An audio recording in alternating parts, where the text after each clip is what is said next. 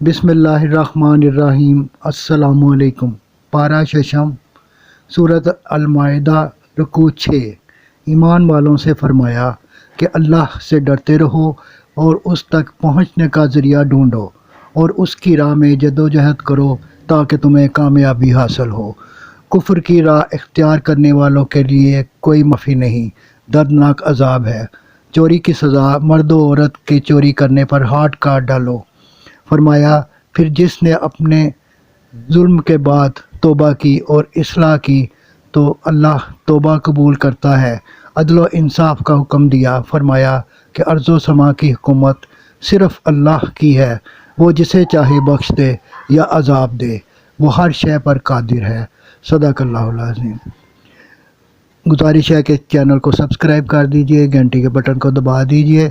اگر ویڈیو اچھی لگے تو شیئر اور لائک بھی کر دیں۔ اگر آپ کے ذہن میں کوئی اچھی تجویز ہو تو کمنٹ باکس میں ضرور آگاہ کیجیے۔ دعا ہے کہ اللہ تعالیٰ آپ کو صحت و تندرستی والی لمبی زندگی عطا فرمائے۔ آمین آمین آمین یا رب العالمین۔